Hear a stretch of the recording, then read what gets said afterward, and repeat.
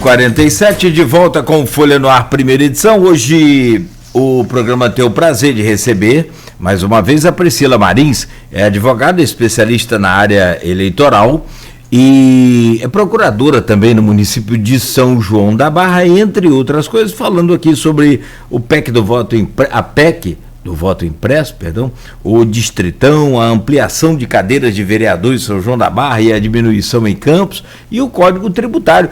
Tecnicamente, claro, né, do que pode ser judicializado, o que não, nesse Código Tributário, que deve ser votado hoje na Câmara Municipal de Campos. E eu volto com você, Arnaldo.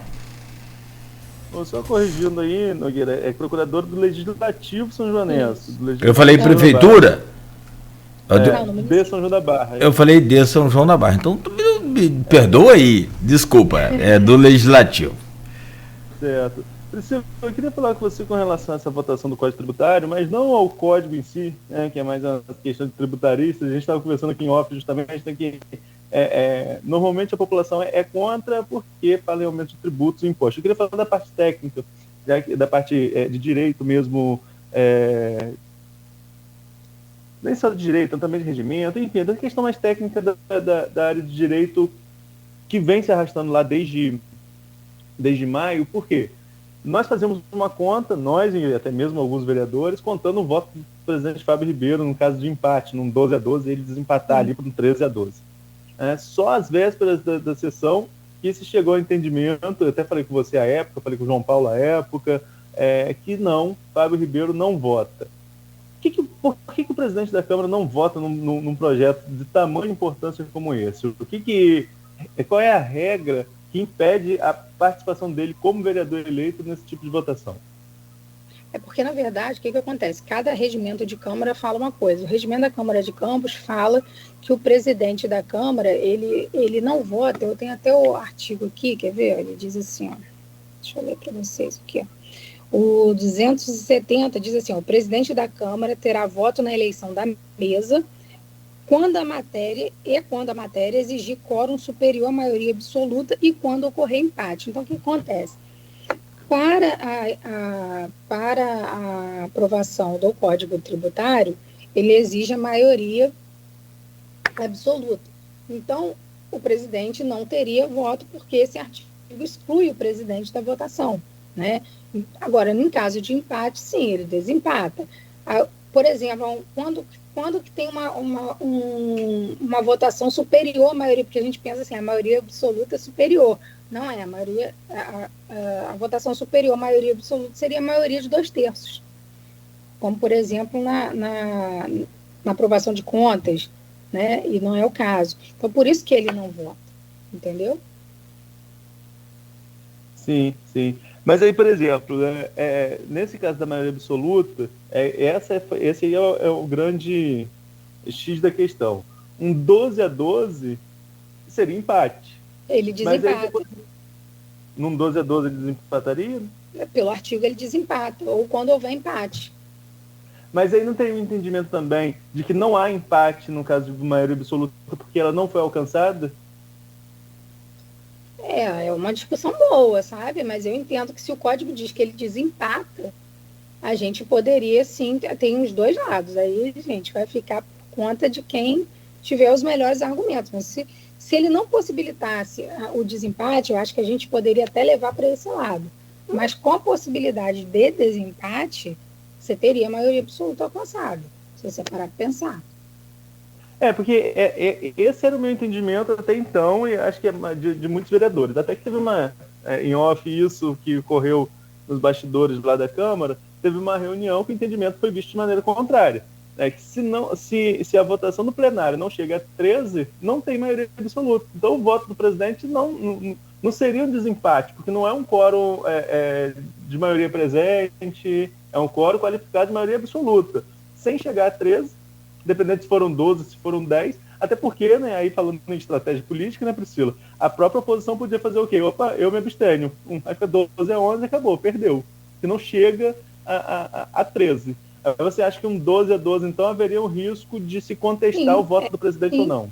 Porque o direito permite isso, Arnaldo. O direito permite várias interpretações. né? E o próprio regimento abre brecha. Então, a gente pode, essa interpretação de que não teria alcançado a maioria absoluta sem voto do presidente é válida? É válida. Mas quando eu tenho aqui escrito que o presidente não vota na maioria absoluta, mas vota em desempate, eu também tenho argumento para defender uma maioria absoluta num desempate. Então, a gente tem que pensar, aí é a questão de estratégia mesmo do político que está lá. O que é melhor? Garantir e fazer o que você acabou de falar aí, se abster e perder para não ter empate, ou pagar para ver e judicializar a questão e depender do entendimento do juiz. Porque judicializar nesse caso aí, pelo que eu estou vendo, é óbvio que a gente teria uma judicialização, tanto de um lado quanto de outro, né? Um contestando, o outro não. É porque não é um ponto pacífico a reforma tributária em Campos, né? E não é pelos motivos que a gente já falou, não em si pela materialidade, porque a gente tem a questão da avaliação da constitucionalidade formal e material. Quando a gente fala na constitucionalidade formal, a gente fala em forma, né? Em cumprir os requisitos do regimento interno, essas coisas. Então, a gente poderia até trazer essa discussão da inconstitucionalidade formal por não alcance da maioria absoluta, porque foi por um desempate. É um argumento válido. Mas a gente também pode defender que ela é constitucional sim, porque o regimento prevê o desempate. E se ele prevê o desempate, ele prevê que, né, em tese, que você poderia alcançar uma maioria com ele. Ele não exclui, então vai ficar no entendimento de se houver uma judicialização, de judicializar. Como várias questões, né? Ou o próprio presidente decidir em questão de ordem, depois ser contestado, enfim. Porque é omisso nesse sentido. Agora, a questão da materialidade, a gente teria que olhar artigo por artigo, né? Ver lá a questão de alíquota, né? De base de cálculo, que aí não vem ao caso, que aí seria muitas coisas. Mas o que a gente percebe sempre é que o munícipe, né, ele fica muito tendente a discutir qualquer questão de reforma que aumente tributo, mesmo sem conhecer o aumento em si. É o medo mesmo do aumento, né? Por conta das questões que a gente falou, da economia como está, enfim, todo um cenário que hoje que não se mostra favorável a qualquer tipo de aumento principalmente para o comerciante, que teve o comércio fechado durante tanto tempo, e também pelo fato de que o que antes você conseguia ter uma venda razoável, hoje você já não consegue, porque não é prioridade algumas coisas, né? E como caiu muito a renda das pessoas, porque muita gente foi mandada embora, muita gente perdeu o emprego nessa pandemia, né? Aumentou-se muito essa questão de desemprego, você acaba elegendo prioridade. O que é prioridade? A comida e a manutenção da casa. Então, você não sobra para mais nada além disso. Então, aí esse fantasma de uma reforma tributária acaba assombrando os setores produtivos. E aí começa essa discussão muito grande, muito acirrada sobre isso. Eu estou tentando buscar aqui os artigos, Priscila, para a gente para provocar ainda mais essa discussão, como você falou. Eu falei no 270 com você. Eu estou porque o 17 também fala que o presidente vota em caso de empate. Mas o 222, né, diz que as deliberações plenárias serão tomadas por maioria simples, sempre que não se exige absoluta. Aí vem no parágrafo 1º. As leis complementares... Que é o caso. Que é o caso dessa aí, inclusive é citada. Exige para aprovação o voto favorável da maioria absoluta dos membros da Câmara. E aí que tá, eu não lembro agora, eu não vou achar aqui o artigo, eu teria que ter preparado isso então, antes, na verdade. Quando ele fala dos membros da Câmara, o presidente está incluído, se você parar para pensar. É essa discussão que... É questão de interpretação. Ali. Seria necessário, a Câmara fala em uma proposta de regimento, de reforma de regimento. Você acha que é necessário para deixar mais claro ou sempre vai haver possibilidade de discussão? Sempre vai haver, mesmo, até porque esse regimento foi reformado no último ano do governo Rosinha. Se você olhar aí, ele foi reformado no último ano do governo Rosinha. Foi feito, inclusive, pelo grupo que hoje tem maioria na Câmara, né? Mas sempre tem brecha, né? Porque o mundo muda, gente. As situações mudam. Tanto que existem as questões de ordem. O que tá omisso pode ser resolvido pelo presidente em questão de ordem, né?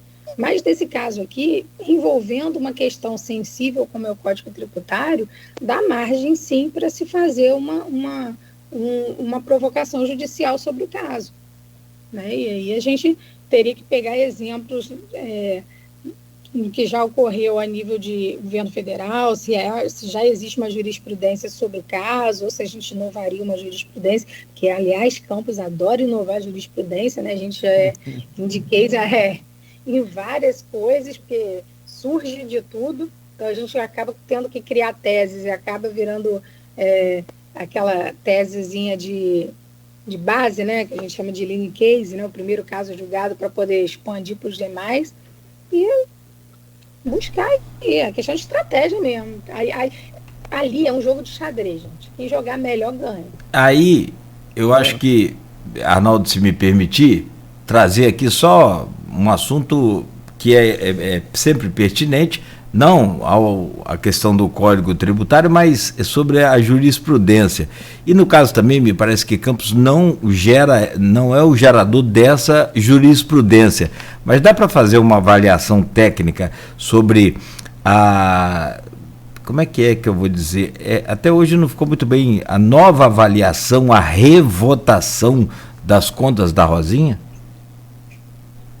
Pois é outra situação. Se você parar para pensar em relação a isso, abre outra brecha, porque inovou-se muito com isso, né? E, no meu ponto de vista, houve ali um desprestígio de um poder constituído, porque à época a Câmara era um poder constituído com aqueles vereadores à época. E não houve contestação à época de nenhum tipo em relação à votação da Câmara, né? Na época não houve nenhum tipo de contestação, inclusive a nível de Câmara, poderia ter sido entrado com recurso. Aí muda a Câmara, eu mudo o entendimento. Então, assim, não há ainda nenhuma manifestação nesse sentido, eu não vi nenhuma jurisprudência nesse sentido, mas certamente Campos pode vir a inovar uma nova jurisprudência aí sobre isso. Porque se você abrir igual no grupo eles estavam falando isso daí, sobre a questão que o Lira fez de pegar um voto rejeitado na comissão especial e jogar no plenário. Então, a partir do momento que você abre uma possibilidade para você vira aí espelho para todo mundo, né? Todo mundo resolve fazer a mesma coisa, até uma hora chegar no Supremo, o Supremo fala, chega, não é assim que funciona. Aí eu não sei se vai poder haver lá no futuro uma nova votação das contas da Rosinha, a terceira votação. Eu não sei se isso seria possível. Pois é, eu entendo assim, meu entendimento, eu vou te dar meu entendimento jurídico, né, sem analisar conta de ninguém. Eu entendo o seguinte: se houve uma votação na Câmara e essa votação foi encerrada, não cabe à Câmara reavaliar, cabe à Justiça reavaliar. Então, se eu entendo que houve ofensa à defesa, ofensa ao contraditório, ofensa a qualquer direito que seja, eu vou buscar na Justiça a anulação daquela sessão. Não cabe à Câmara nova, inclusive constituída pela maioria do grupo da ex-prefeita, reavaliar um ato de uma Câmara, porque a Câmara era soberana naquele momento, né? E não houve, naquele momento, interposição de nenhum recurso.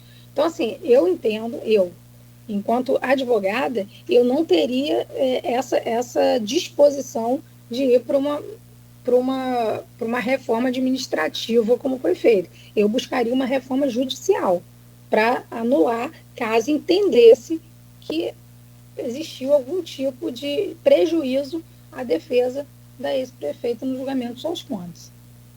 Juridicamente falando, de maneira geral. A gente até estourou o tempo um pouquinho, tinha assunto para mais, estava olhando o regimento ali, a gente podia contestar alguns pontos dessa votação. Nogueira falou tem conversa para mais de mês, mas você citou em um ponto aí interessante em relação ao Código Tributário, que não seria um momento devido a todas as circunstâncias. E nós estamos discutindo, em São João da Barra já se discutiu e aprovou a ampliação do número de cadeiras, e Campos tem um projeto para redução do número de cadeiras. estamos no primeiro ano da legislatura. Embora lá seja procuradora e possa ter um pouco, né, de dificuldade de falar sobre, mas era um momento desse tipo de discussão, tanto em uma quanto em outra, tanto para aumentar, para diminuir. Será que não se apressaram um pouco? É claro que a legislação permite, tanto que está aprovado e vai valer, ponto. Estou falando do contexto em que a gente está vivendo. Será que seria um momento, no seu ponto de vista, desse tipo de discussão? Então, eu posso te falar do caso de São João da Barra. Já era uma reclamação de São João da Barra o aumento de cadeiras por conta da extensão territorial do município, para que pudesse ser aumentada a representação da população na Câmara. Então, o que foi feito? O primeiro passo para você fazer um aumento de cadeira ou uma diminuição de cadeira é você ver se as contas públicas ficarão equilibradas e se a receita que você tem e a projeção dela não impactaria a ponto de prejudicar a receita da Câmara. E isso foi feito na Câmara Municipal de São João da Barra. Foi analisada a receita da Câmara e né, as projeções futuras, e viu-se que a criação das cadeiras, a ampliação das cadeiras, porque ela não gera só ampliação das cadeiras. Quando você amplia uma cadeira, você gera o aumento de despesa em relação aos assessores, assessorias, né? Tudo aquilo que vem junto com cada cadeira, né? Um gabinete, mas os aumentos com toda a infraestrutura do próprio cargo. Então, isso tudo foi avaliado. Nesse momento, com a projeção que a gente tem para frente, era extremamente possível fazer. Então, assim, hoje a gente tem esse aumento de cadeiras votado e valendo. Mas no futuro, se porventura houver qualquer tipo de legislação que venha de reduzir receita ou alguma coisa, é possível mexer. A mesma coisa em relação a Campos. Possivelmente Campos está reduzindo por conta até mesmo de uma emenda constitucional que saiu por último, agora se não estou enganada, é 109, que mexeu demais com a questão das câmaras municipais, entendeu? Inclusive trazendo os aposentados, a questão do pagamento de aposentados para a folha de pagamento da Câmara. Então, isso daí acabou dando um impacto muito grande. Então, aí a solução é você reduzir despesa com o pessoal. Como você vai reduzir despesa com o pessoal? Reduzindo cadeira, né? Para você reduzir. Então, eu acredito que a lógica tenha sido essa, né? Porque se a nossa lógica for o inverso, que a gente tem condições de fazer, a lógica daqui deve ter sido essa no sentido. Nogueira. Perfeito, é aquilo que a gente está falando aqui desde o início, né? Demanda muito tempo esses assuntos todos, mas de forma bem inteligente a Priscila consegue abordar isso e a gente passa a entender bem melhor, né, cada questão abordada aqui. Minha querida Priscila Marins, quero agradecer muito a sua presença, estar aqui conosco e compartilhar esse conhecimento todo. Desejar aí um ótimo dia, sempre muita sorte, muito sucesso aí na sua carreira e, claro, em tempo ainda, né, se cuide aí contra a Covid-19. Eu que agradeço o convite, é sempre bom estar aqui com vocês, discutindo, conhecendo, aprendendo, porque a gente aprende muito quando a gente conversa, né? O Arnaldo também, que é um grande pesquisador, gosta muito de política, fala bastante, e estou sempre à disposição de vocês. Neto, muito bem, então por hoje, valeu, amanhã estaremos de volta às 7 da manhã. Muito obrigado, Arnaldo. Passou rápido hoje, né? Priscila, mais uma vez, muito obrigado aí pela disponibilidade. Sempre uma conversa que rende bastante, como ela mesmo colocou. Tem muito assunto e gera uma discussão que vai gerando outra, né? E assim a entrevista fica ainda mais interessante. E amanhã, Nogueira, a gente está pré-agendado aí com o Hélio Abreu, que é especialista da área de petróleo e gás, para falar sobretudo sobre essa última alta aí, que foi extraordinária na participação especial, para a gente entender esse contexto e falar sobre um ponto que a Priscila falou, os royalties vão acabar, né? Como os municípios estão se preparando para isso. E tem essa decisão nova aí da Justiça que pode piorar ainda mais as contas do município devido àquele empréstimo da venda do futuro. E tem a partilha dos royalties, que a gente esquece, assim, não é que esquece, a gente releva, assim, e vamos, né, tocando a nossa vida, mas aquilo lá está meio que preso por um fiozinho muito fino, né? Qualquer momento pode cair essa liminar, e aí a gente vai literalmente pro chamado buraco. Verdade. Né? É verdade. Bom. Gente, bom dia para vocês. Bom dia, Priscila, mais uma vez, obrigado, hein? Eu que agradeço. Arnaldo, bom dia para você. Bom dia. Você nem falou da Tanque Seata que teve ontem em Brasília. Ah, falou sim. Bom, vamos nessa. Fechando aqui o programa, amanhã de volta às 7 da manhã com Folha no Ar, primeira edição, e com todas as notícias e informações. Você pode ir a uma banca próxima a você hoje, comprar o jornal Folha da Manhã, ou também pode assinar, que aí você vai receber em sua casa o jornal mais lido de todo o interior do estado. O jornal Folha da Manhã está desde cedo já nas bancas. 9h07, a gente segue com a programação musical, muita música de qualidade e informação aqui na Folha FM, com o oferecimento de Proteus, serviços de saúde e medicina ocupacional, e também dos laboratórios Plínio Bacelar.